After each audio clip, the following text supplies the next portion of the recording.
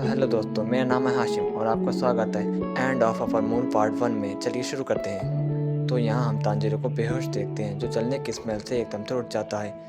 तभी ग्यू उससे कहता है कि तांजिरो चिंता मत करो, काफ़ी प्रेशर डालने के बाद भी खून नहीं रुक रहा था, इसलिए मैं अपने जख्मों को गर्म कर रहा हूँ। मैंने तुम्हारी अपर लेफ्ट आर्म पर प्रेशर डाला था, लेकिन फिर भी अगर ब्लीडिंग नहीं रुकी है तो अपने कपड़े उतारो ताकि मैं उसे जला सकूं। और ये सुनकर तांजिरो डरने लगता है और दुश्मनों का बहाना बनाकर इस चीज़ से मना करने लगता है कि तभी ग्यू तांजिरो से कहता है कि तांजिरो, शायद तुम्हें एहसास है कि ये बस लड़ाई की शुरुआत ही है। हमारा फाइनल गोल मुजान है, लेकिन शायद उससे लड़ने से पहले हमें अपर मून 1 और अपर मून 2 को खत्म करना होगा। तो इस पर तांजिरो कहता है कि तुम बिल्कुल सही कह रहे हो, इसलिए मुझे अपने आप को तैयार करना पड़ेगा। तभी वहाँ एक गिरोह आ जाता है जो उनसे कहता है कि शिनोबु, कनाओ और इनोसुके ने मिलकर अपर मून 2 को हरा दिया है, जिसे सुनकर वो दोनों हैरान हो जाते हैं और तांजिरो कनाओ और इनोसुके के बारे में पूछने लगता है। ये तो बहुत कमाल की बात है, इसका मतलब हम जीतते जा रहे हैं, बहुत जल्द हम मुजान के पास ही पहुंच जाएंगे। तो यहाँ मिस्त्री और ओबनाइन अपर मून 4 नाकिमे को ढूंढ लेते हैं और मिस्त्री शिनोबु को याद करते हुए अकेले ही नाकिमे पर हमला कर देती है कि तभी नाकिमे अपने सामने एक दरवाजा ले आती है जिससे टकराकर मिस्त्री नीचे गिर जाती है। तब मिस्त्री अपने मन में सोचती है कि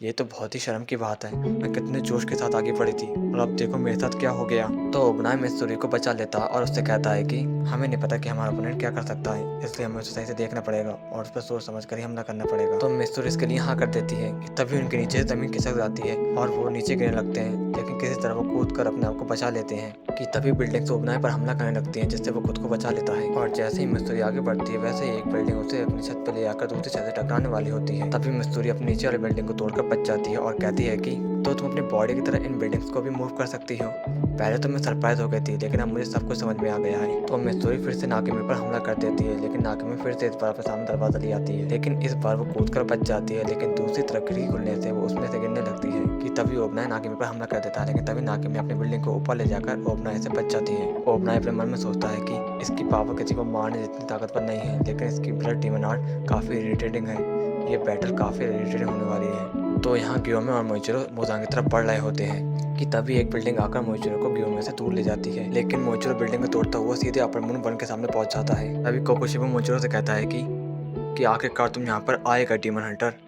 लेकिन एक मिनट, तुम इतने फैमिलियर क्यों लग रहे हो? और शायद मुझे इस चीज़ का जवाब पता चल गया है। तो ये है अपर मून 1, ये बाकी अपर मून से काफ़ी अलग लग रहा है और इसके पास तो एक ब्लेड भी है। कि ये पहले डीमन स्लेयर में था? तो इसका मतलब पक्का ये कोई ना कोई ब्रीथिंग स्टाइल यूज़ करता होगा। तो मोइचिरो अपनी तलवार बाहर निकलने लगता है, लेकिन कोकोशिबा के सामने खड़ा होने की वजह से उसकी बॉडी उसे ऐसा करने से मना कर रही होती है। आखिर तुम्हारा नाम क्या है? मेरा नाम मोइचिरो तोकितो है। तो इसका मतलब सोगी कुनो नाम खत्म हो चुका है, और वैसे भी 100 साल से ऊपर समय हो चुका है, ऐसा तो होना ही था। जब मैं ह्यूमन था तो मेरा नाम सुकीगोनी मिचिकासु था। तुम सुकीगोनी फैमिली के वंशज हो जिसे मैंने छोड़ दिया था, इसका मतलब तुम मेरे डिसेंडेंट हो। तो ये सुनकर मोइचिरो बहुत हैरान हो जाता है और उसे बात पर विश्वास नहीं हो रहा होता है। तो वो अपने आप को शांत करने लगता है ताकि वो कोकोशिबा से लड़ सके। तुम्हारी मेंटल स्ट्रेंथ तो सच में कमाल की है, क्योंकि तुम इतनी जल्दी शांत हो गए हो।